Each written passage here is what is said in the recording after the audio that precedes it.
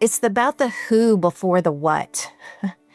And so I feel like that's constantly what I'm having to help church leaders and congregations grasp is the contextualization piece. And that starts with a heart for the who. Who is God calling you to share life with?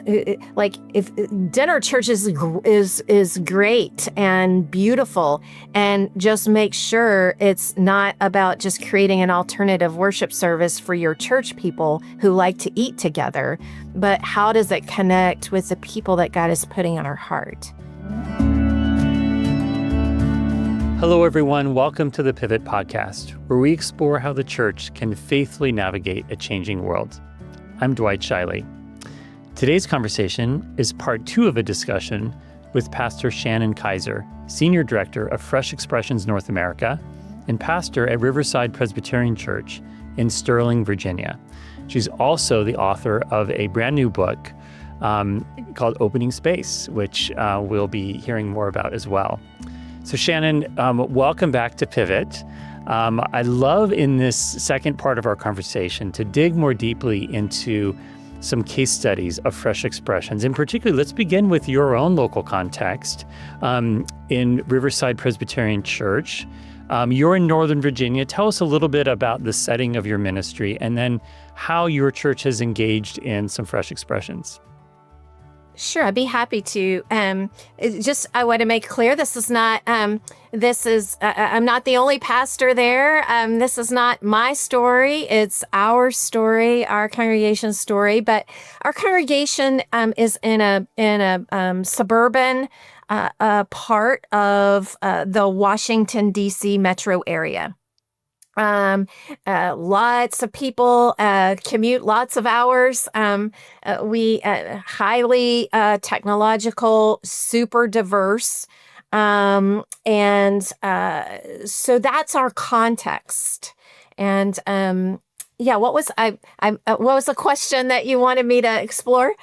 Yeah, well, so tell us a bit about the cafe ministry that you have as part of the church. And I think there's some other ministries like Fresh Expression with day laborers and things like that. And how did those emerge and how do they work? And, tell us a bit of the story. Sure. Well, and our church was planted by a chemistry major, so it's always had a kind of an experimental element to it as part of its DNA. Risks and experimentation has always been a part of its life together, but.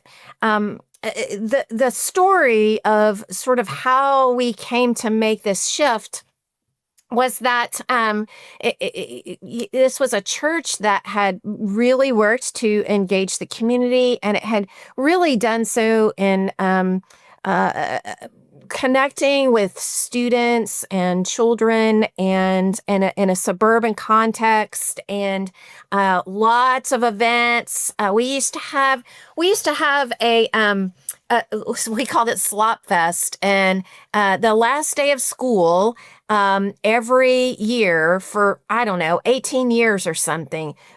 We had property that we never built on, and we never built on it, by the way, because it would have constrained the mission to pour so many of our resources into building a facility. So we had been donated land by the developer. And so the last day of school, we would have a big event, 2,000 kids, mud Olympics, mud jousting and mud obstacle course and all kinds of messy things. And then we would sit the kids down, we'd give them our safety goggles, and there'd be some teaching about how there was no mess that you could ever make that would make God stop loving you, and so they're sitting there in the mud. It's like a beautiful message, right? And 2,000 kids. And our whole church was behind it, and it took 6 months of preparation. And at some point we realized, okay, we are in a different time now. We are not seeing. It used to be that we could connect with the students and kids, and their families would come, and our church would grow. And we realized we had hit this stagnant place, and we looked up, and these were 2,000 kids that we got to see one time a year, and we began to wonder, like, is that really, like, it was a great message, tons of fun. Is this really what God wants us to do? Is this really our connecting point in this season? And we really felt called to, like, what would it look like to engage these students regularly in, like, a natural way? We began to realize, like, in our community, we just had no natural gathering places. And people are rushing, and they're usually here far from extended family. This is not a place where you often grew up. It's a place you come to because you're successful or whatever. And we just really began to, we were wondering about that. And one of our elders, just like in his business and his work, he wound up at a conference, and he was listening to the founder of Zappos Shoes, who was moving their headquarters to Las Vegas. And what he was talking about is trying to create a community aware of the need for collisions. Because if you collide with somebody numerous times, you move from being strangers who don't acknowledge each other to, like, acquaintances who recognize you inhabit this same community, perhaps to friends, right? And so, like, what he brought that back, and he said, well, that's what the church should be doing.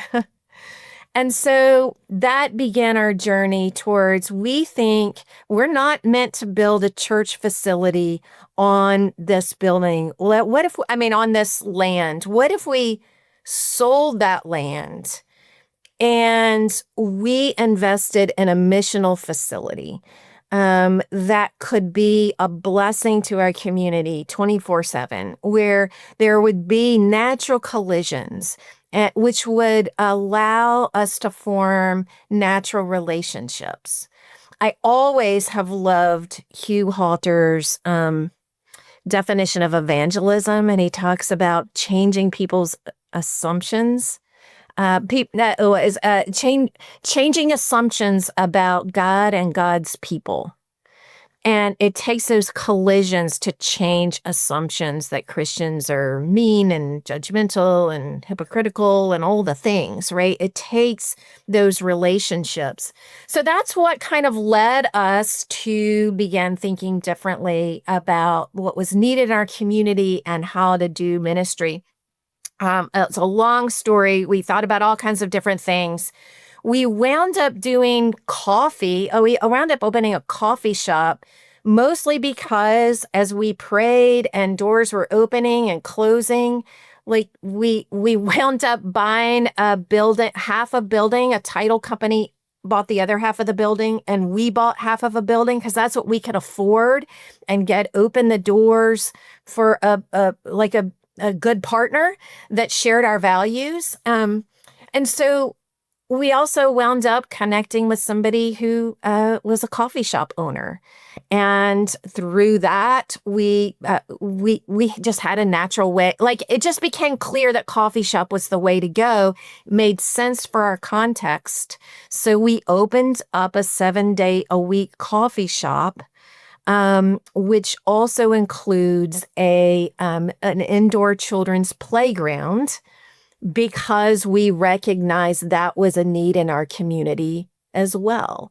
And we kind of just put those things together. So the coffee shop immediately became a natural place for people in our community with young kids together.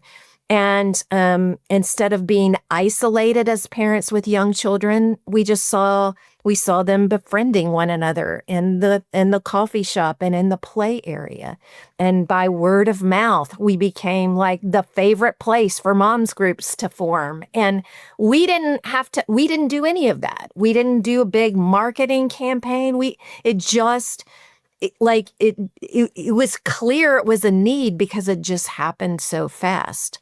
But I think it's paying attention, and I'll stop here, is just paying attention to what are the needs, where does that intersect with our passions or our abilities or things that we could do, and then we step in there, and that's how we're able to do fresh expressions in the day labor arena, and that's how we form partnerships with schools, and that's how this coffee shop came to be, is really just that paying attention. Our community's changing.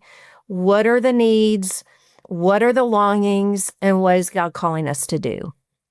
So do you have a separate kind of building for worship and things like that? Or do you use that same building that has the coffee shop in it for the rest of your church gatherings and activities? Yeah, it's definitely, when you walk into our space, you are in the marketplace. Because again, we bought half of just a plain old boring office building, knowing that if this thing did not work out, we could turn around and sell it, and that. So it was risky, but it wasn't like it's also an investment, right? So it's something that we felt like we could give it a go. So we own half the building. We did not develop our half of the building to be mostly church-specific space. So the upstairs we leased to a dentist, another medical practice, and an artist. So we built none of that out for ourselves. That's both a financial stream, but again, it puts us in relationships. The downstairs, we built out kind of the entryway, which has now spilled out into the lobby, which our partner loves. So it works out great. So when you walk into this office building, this larger office building, that also has on the other side a title company and daycare center and a chiropractor. When you walk in the lobby, it is the coffee shop. And when we talked to the congregation about it, some of whom couldn't see this, like they couldn't imagine this until they actually saw it in reality. We told them, hey, if this doesn't work, we'll have the church lobby we always wished we had, and we'll have really good coffee. It has worked, but that was kind of what we shared with the congregation. So we built out in the space that we actually do use as a church, at least probably over a third of the space is the coffee shop and the indoor play area, which becomes Sunday school space on Sunday morning, the indoor play area, not the coffee shop. It's open on Sunday mornings as a coffee shop. Off to the side of the coffee shop is a large multi-purpose room. That is where we gather for worship. And it's also space that that gets used by the community all throughout the week. We lease the space out. We rent the space to some organizations. We share the space with other organizations depending on what their goals and kind of who they are. And then we have just a small footprint of a church, kind of office space, very small footprint on offices, one children's room and one other smaller multi-purpose room. That's it. We use the coffee shop for meetings. We hang out in we want to be more in the coffee shop than in the office anyway. That was the whole point. If we build a coffee shop for collisions and then we stay in a back office somewhere, then we we just undid what the mission was. So what we taught our congregation was, hey, we want you to inhabit the coffee shop, just like you normally would a coffee shop. Just hang out, bring your friends there, have your business meetings there, study there. So we like being in the coffee shop. It's a humming place to be. Well, so I love that. So many churches find themselves stuck with or have inherited, right, dedicated church buildings that are so disconnected from neighbors for all kinds of reasons. Sometimes they look like fortresses. Sometimes the spaces are really inflexible. But what you've created together with your community is it sounds like a much more financially sustainable kind of space, but also so much more accessible to the neighborhood than so many traditional church spaces. And I think, I love that. And I think more and more churches are going to need to figure out how to do that kind of work, whether it be repurposing inherited buildings or something like buying half of an office building, which may not be the most glamorous, but functionally it sounds so much more connected to your neighbors. Yeah, and we had to. I mean, even though we didn't have a church building that we had to retrofit, though we are working with about 11 congregations right now who were, the organizing pastor of this congregation is now helping other local congregations reimagine, what a missional facility could look like in their church facilities. But we had to help our congregation. We did have to navigate that question. Do we build more for us? We could have made our space much more spacious for us. But this is really what we were called to do. And we just navigated those conversations mission first. This is the mission. This is the mission. This is the mission. So that was key, I think. I love that. So tell us a bit about the ministry with day laborers, the Fresh Expression with day laborers. How did that come about, and what does that look like? That was something that came about long ago, and long ago there was a season where the community that's kind of one community over from our specific circle, geographic area, I guess is the best way to put it.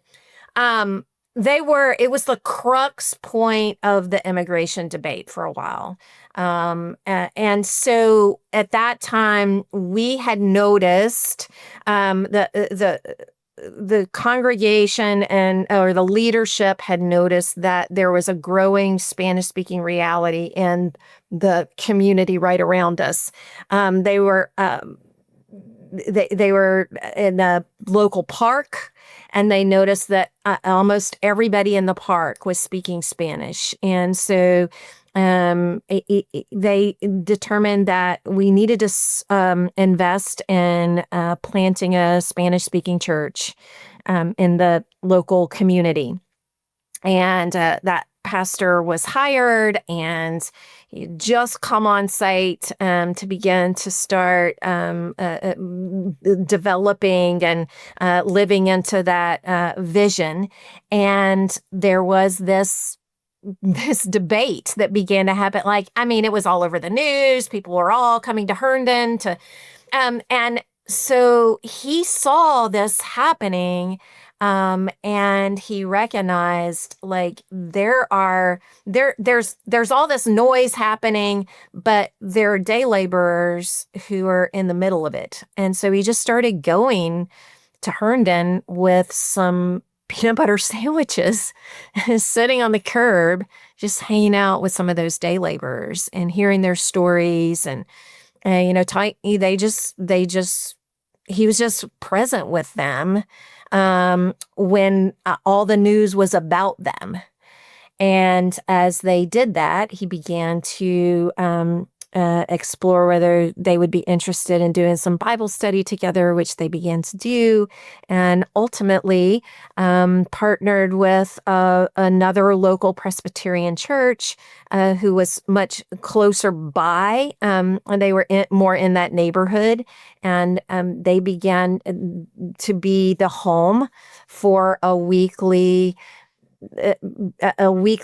lunch, hot lunch and worship service with day laborers. And so they go with the van that is clearly known as our church van and not something else.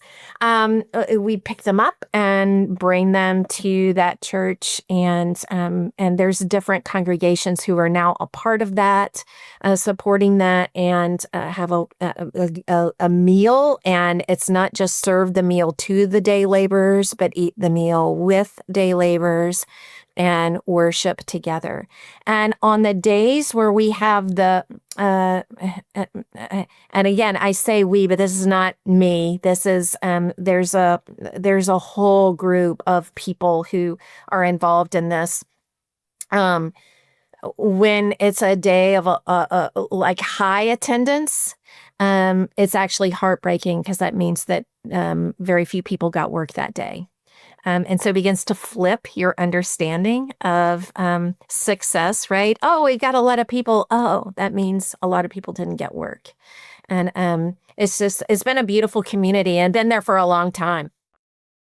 For leaders in inherited churches who might be watching or listening to this, thinking, wow, this all sounds really amazing, and it sounds really far from where I'm at in my local community, maybe that is struggling in different ways to connect with neighbors, or maybe even feeling somewhat paralyzed by, kind of erosion of people participating and energy and resources and all that. Like, what are some first steps that you would offer to someone who's in leadership in an inherited church to begin to take this journey, or to cultivate a kind of culture in the church in which ordinary, everyday people are empowered to do this kind of work? That's a great question. First of all, do not assume that coffee shop is your answer. I can tell you a million reasons why it's not your answer. It may be, but this is not that's one of the struggles. People want to come see what's happening there, but we can't replicate your situation. What I would start encouraging you to do is begin to get out in your community with the eyes of Jesus. Like, go out into the community. It's easy for us to run to the grocery store and just run our errand. Could you run to the grocery store and really start paying attention? Who's here? Who's not here? What's going on here? Where do I see God already at work here? Glimpses of signposts of the gospel, right? Where do I see gaps between the kingdom of God and what I'm seeing right in front of me? And so if you can start inhabiting your community that way, you're going to start being in the park, noticing, wow, everybody else in this park is speaking Spanish. I wonder what that and what God might be inviting us to notice about that. We begin to pray for our community. We begin to open our hearts to what God might be doing. I would say, begin to notice what you have and where you already have some natural connecting points. I know one congregation who, as they started noticing in their community, they literally went to the elementary, not the high school, and said, "What is the most underserved group in your school? Like, who are the ones who just don't get noticed?" And the school, that particular school and that particular culture said, the band. The band is the most under-resourced, underappreciated group at our school. And so they started just becoming the best volunteers at the Friday night band dinner before the football game. And they got to meet all of the families. So I would, are there things that are already happening that you could begin participating in before you start thinking about what's the big thing I'm supposed to do? What if I just got involved in some of the things that are happening and just started to build relationships and see what God unfolds there, or notice where you already have some of those natural connections, and then begin to ask God, what would you have us do? What would you have us do? I had one group that I was working with, Dwight. I met with them during one summer, and they were in a difficult spot. They were trying to figure out what their future looked like.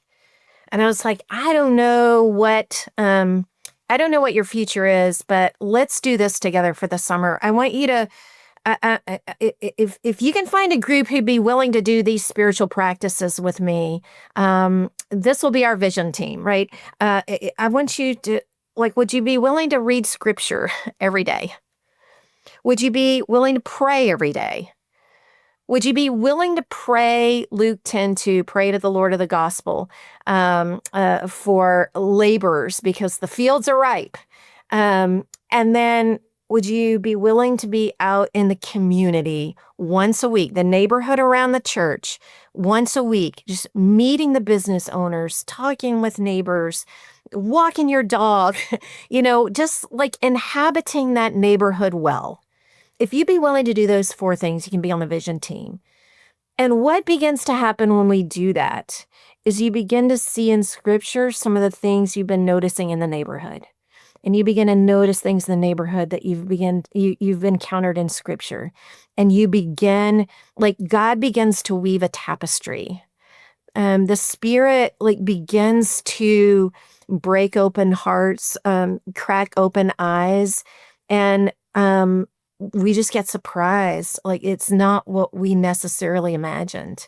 And it gave them the relationships and the stories that they kept hearing over and over. They then were able to share back with the larger church, the congregation, which allowed them to take a big, courageous step around their facility. So I think that's really the first steps. Get in step with paying attention, listening to God, listening to the community. Take on those practices. It goes back to what we were talking about in our last episode, the journey. The journey always is going to start with listening and forming relationships, engaging in mutual relationships, and then see where the Spirit takes you.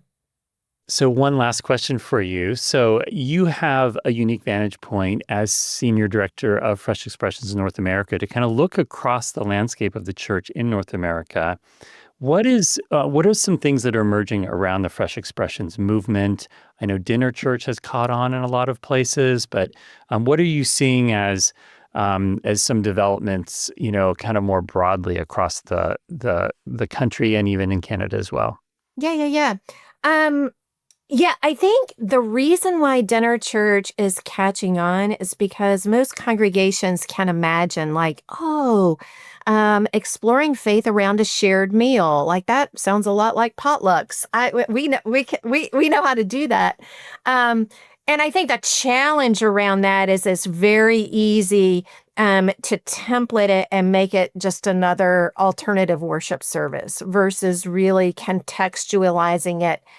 I think one of the threads that I see consistently in my coaching or in conversations with people is it's about the who before the what. And so I feel like that's constantly what I'm having to help church leaders and congregations grasp is the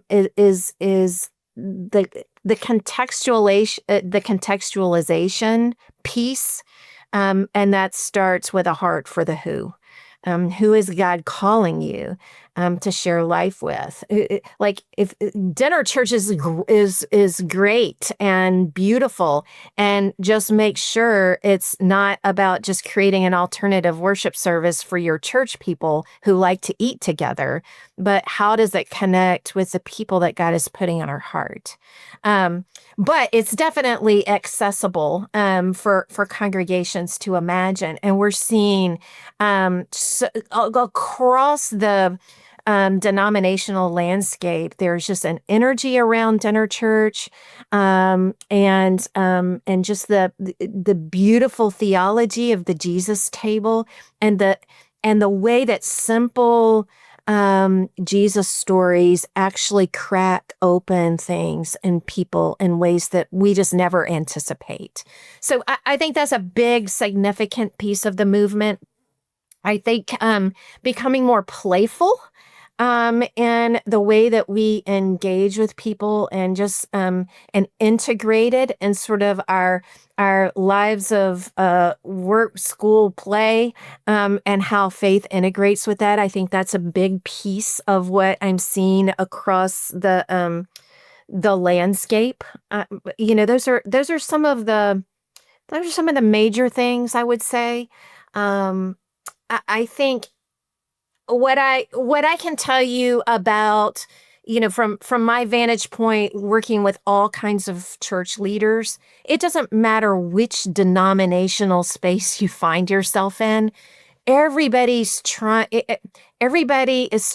to navigate the rapid changes in the culture around us, and what that means for the church. And that is just going to accelerate. I mean, I've really been thinking about what are the implications of AI. Like we are going into this massive change that I don't even think we've wrapped our heads fully around yet. I certainly haven't, although I've been thinking about it. And I just really think there's a need for the church to be, in the places and spaces people are inhabiting, and in the big questions that people are asking. And I think as this epochal change moves forward, like one of the big questions is going to be, what does it mean to be human? And are we in the spaces and places and posture where we can, engage some of those questions with people, as the world around us is just so confusing and changing so rapidly? So I think those are some of the big trajectories that are coming that I'm just trying to pay attention to. But every denomination is struggling with churches that are declining. What are the statistics? Like 4,500 churches a year are closing in the U.S. alone, and that you may be accelerating. And so I just think each denomination and even each church is like, oh, we thought we were the only ones. And no, you're not the only ones. And yet, this is such a time of great opportunity for the church. Like, there's just what a gift it is to be invited into people's everyday lives in our coffee shop, and just get to have amazing, beautiful conversations and shared life together. Like, that's what it's all about. And that's where I think faith can come to life in profound and beautiful and transformative ways. Well, Shannon, thank you so much for this conversation and for helping us understand how fresh expressions are a really vital way in which the church is joining God in the midst of all of these changes and challenges. So in our show notes for today's episode, we have a link to your new book, Opening Space, which I recommend. It's a really wonderful, very accessible overview of fresh expressions with some fantastic stories in it. And also to Fresh Expressions North America, which you can find at freshexpressions.com if you want to learn more. So Shannon, thank you. All right. Thanks so much for having me, Dwight. It's been a pleasure. And to our audience, thank you for joining us on this episode of Pivot. If you have found the conversation helpful, please share it with a friend, like and subscribe if you're catching us on YouTube, or leave a review on your podcast platform. It really helps. See you next week.